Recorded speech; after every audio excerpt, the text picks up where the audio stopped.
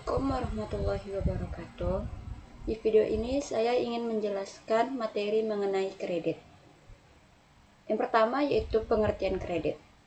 Menurut Undang-Undang Perbankan Nomor 10 Tahun 1998, kredit adalah penyediaan uang atau tagihan yang dapat dipersamakan dengan itu berdasarkan persetujuan atau kesepakatan pinjam-meminjam antara bank dengan pihak lain yang mewajibkan pihak peminjam melunasi utangnya setelah jangka waktu tertentu dengan pemberian bunga.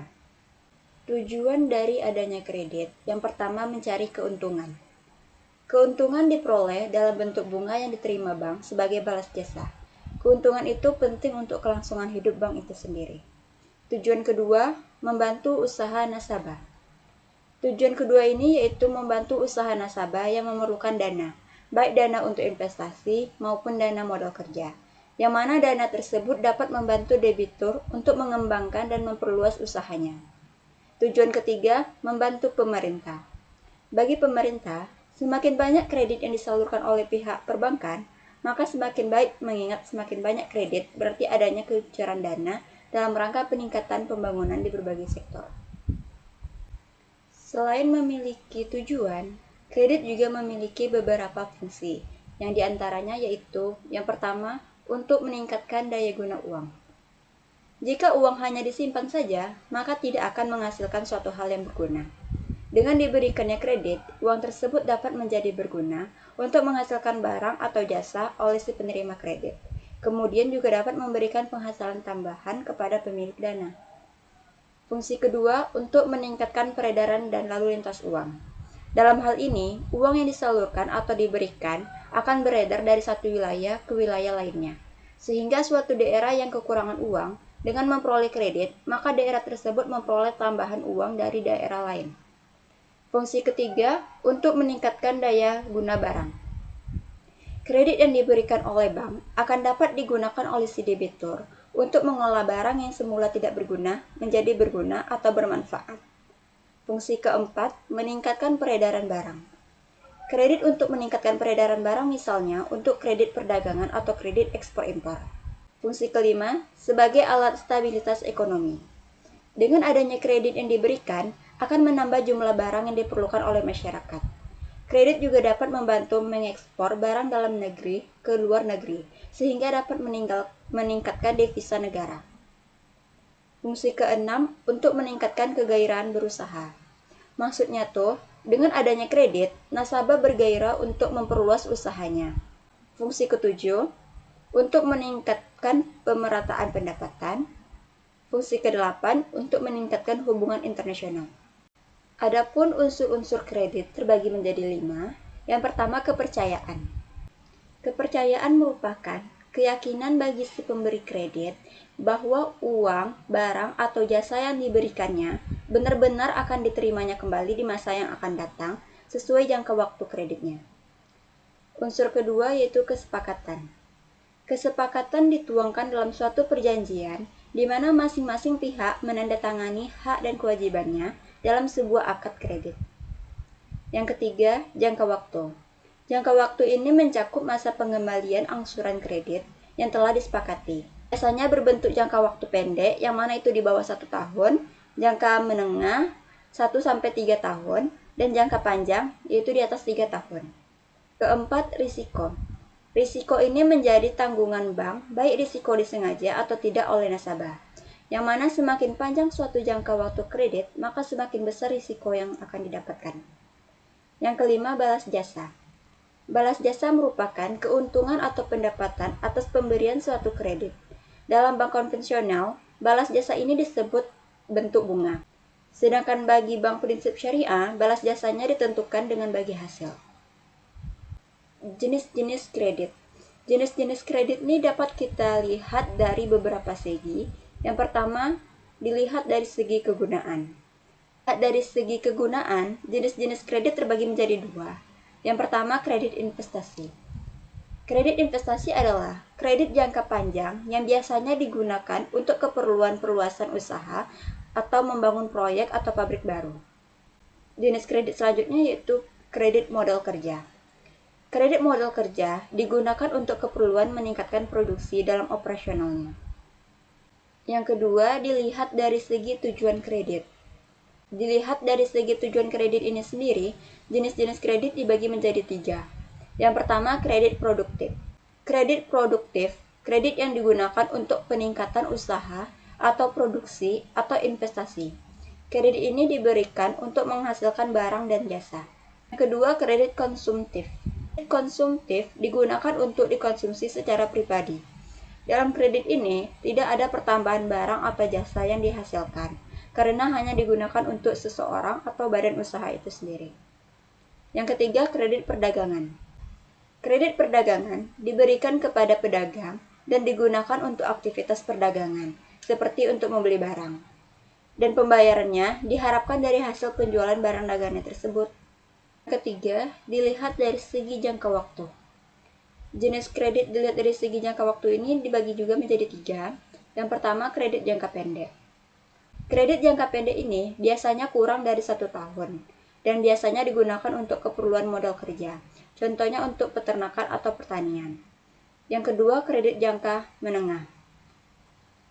Kredit jangka menengah ini berkisar dari 1 sampai 3 tahun dan biasanya kredit ini digunakan untuk melakukan investasi.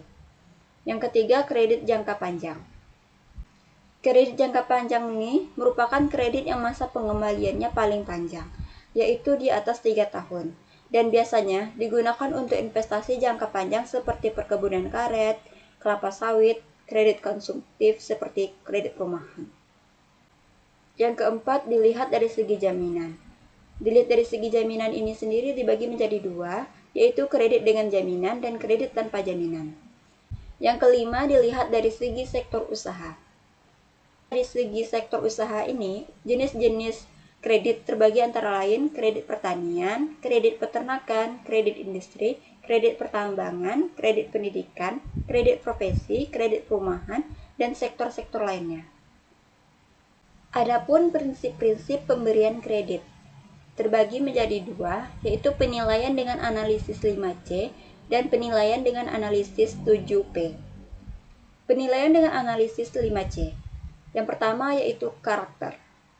Karakter merupakan sifat atau watak seseorang.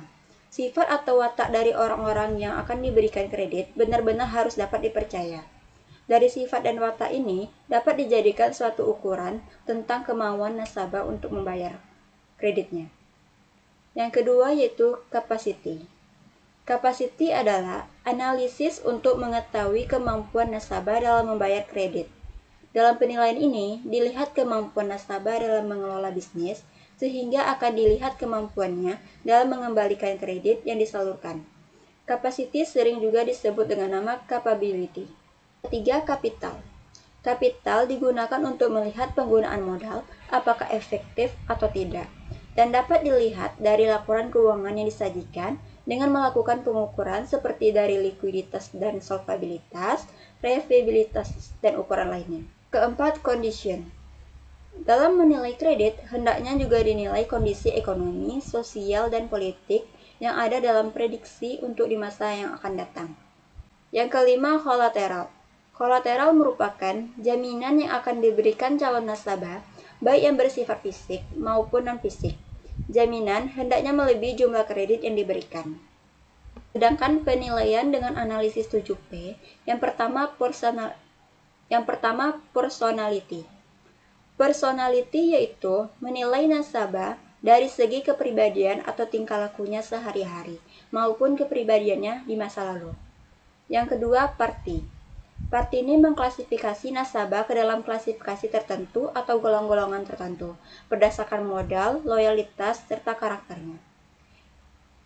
Yang ketiga, purpose, yaitu untuk mengetahui tujuan nasabah dalam mengambil kredit, termasuk jenis kredit yang akan diinginkan nasabah. Yang keempat, prospek. Prospek digunakan untuk menilai usaha nasabah di masa yang akan datang, menguntungkan atau tidak, dengan kata lain, mempunyai prospek atau sebaliknya. Yang kelima, payment. Payment merupakan ukuran bagaimana cara nasabah mengembalikan kredit yang telah diambil, atau dari sumber mana saja dana untuk mengembalikan kredit tersebut. Yang keenam, profitability. Profitability digunakan untuk menganalisis bagaimana kemampuan nasabah dalam mencari laba. 7. Protection. Protection adalah bagaimana menjaga agar kredit yang diberikan mendapat jaminan perlindungan sehingga kredit yang diberikan benar-benar aman. Materi selanjutnya yaitu aspek-aspek penilaian kredit. Aspek pertama yaitu aspek yuridis atau hukum. Yang dinilai dalam aspek ini adalah masalah legalitas badan usaha serta izin-izin yang dimiliki perusahaan yang mengajukan kredit. Penilaiannya dimulai dengan meneliti keabsahan dan kesempurnaan akte pendirian perusahaan. Kemudian dokumen dan surat-surat penting lainnya seperti surat izin usaha industri atau perdagangan, tanda daftar perusahaan, NPWP, dan surat lainnya. Yang kedua, aspek pasar dan pemasaran. Dalam aspek ini, yang dinilai adalah besar kecilnya permintaan terhadap produk yang dihasilkan sekarang dan di masa yang akan datang, sehingga diketahui prospek pemasaran produk tersebut. Yang perlu diteliti yaitu hasil penjualan, rencana penjualan atau produk, peta kekuatan pesaing yang ada, dan prospek produk secara keseluruhan. Yang ketiga, aspek keuangan. Dalam aspek ini, yang dinilai adalah sumber-sumber dana yang dimiliki untuk membiayai usahanya dan bagaimana penggunaan dana tersebut. Di samping itu, hendaknya dibuatkan cash flow keuangan perusahaan. Yang keempat, aspek teknis atau operasi. Aspek teknis atau operasi merupakan aspek yang membahas masalah yang berkaitan dengan produksi, lokasi, dan layout, seperti kapasitas mesin yang digunakan. Yang kelima, aspek manajemen. Aspek ini digunakan untuk menilai struktur organisasi perusahaan, sumber daya manusia yang dimiliki, serta latar belakang pendidikan dan pengalaman sumber daya manusianya. Yang keenam, aspek sosial ekonomi. Di dalam aspek ini, menganalisis dampaknya yang timbul akibat adanya proyek terhadap perekonomian masyarakat dan sosial masyarakat secara umum, seperti mengurangi pengangguran, meningkatkan pendapatan masyarakat. Yang ketujuh, aspek AMDAL. AMDAL atau analisis dampak lingkungan merupakan analisis terhadap lingkungan, baik darat, air, atau udara, termasuk kesehatan manusia apabila proyek tersebut dijalankan. Materi selanjutnya, prosedur pemberian kredit. Prosedur pemberian kredit maksudnya adalah tahapan-tahapan yang harus dilalui sebelum suatu kredit diputuskan untuk dicairkan. Tujuannya adalah untuk mempermudah bank dalam menilai kelayakan suatu permohonan kredit. Tahapan prosedur pemberian kredit yang pertama yaitu pengajuan berkas. Dalam hal ini, pemohon kredit mengajukan permohonan kredit yang dituangkan dalam suatu proposal, kemudian dilampirkan dengan berkas-berkas lainnya yang dibutuhkan. Prosedur yang kedua yaitu penyelidikan berkas pinjaman. Tujuannya untuk mengetahui apakah berkas yang diajukan sudah lengkap sesuai persyaratan dan sudah benar, termasuk menyelidiki keabsahan berkas tersebut. Prosedur ketiga, wawancara awal. Wawancara awal ini merupakan penyidikan kepada calon pemimpin. Tujuannya adalah untuk meyakinkan bank apakah berkas-berkas tersebut sesuai dan lengkap dengan yang bank inginkan. Tujuannya adalah untuk meyakinkan bank apakah berkas-berkas tersebut telah sesuai dan lengkap dengan yang bank inginkan. Prosedur keempat, on the spot, yang mana merupakan kegiatan ke lapangan dengan meninjau berbagai objek yang akan dijadikan usaha atau jaminan. Kemudian hasilnya dicocokkan dengan hasil wawancara awal. Prosedur selanjutnya, wawancara kedua. Wawancara kedua merupakan kegiatan perbaikan berkas. Dilakukan jika mungkin ada kekurangan-kekurangan pada saat setelah dilakukannya on the spot di lapangan. Prosedur keenam, keputusan kredit. Ketujuh, penandatanganan akad kredit atau perjanjian lainnya. Ini merupakan kelanjutan dari diputuskannya kredit. Yang kedelapan, realisasi kredit. Ini diberikan setelah penandatanganan akad kredit dan surat-surat yang diperlukan dengan membuka rekening giro atau tabungan bank yang bersangkutan. Yang kesembilan, penyaluran atau penarikan dana. Penyaluran atau penarikan dana adalah pencairan atau pengambilan uang dari rekening sebagai realisasi dari pemberian kredit dan dapat diambil sesuai ketentuan dan tujuan kredit, yaitu bisa sekaligus atau secara bertahap. Adapun penyebab kredit bisa macet. Yang pertama, kita lihat dari pihak perbankan.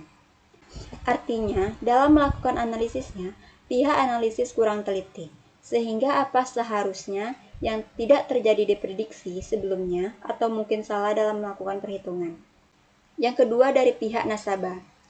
Dari pihak nasabah dapat dilakukan akibat dua hal, yaitu adanya unsur kesengajaan dan adanya unsur tidak sengaja. Maksud dari adanya unsur kesengajaan adalah hal ini nasabah sengaja untuk tidak bermaksud membayar kewajibannya kepada bank, sehingga kredit yang diberikan macet. Dapat dikatakan tidak adanya unsur kemauan untuk membayar walaupun sebenarnya mampu. Sedangkan unsur tidak sengaja itu artinya si debitur mau membayar akan tetapi tidak mampu. Adapun penyelesaian dari penyebab kredit macet. Yang pertama, rescheduling. Rescheduling merupakan suatu tindakan yang diambil dengan cara memperpanjang jangka waktu kredit atau jangka waktu angsuran. Yang kedua, reconditioning.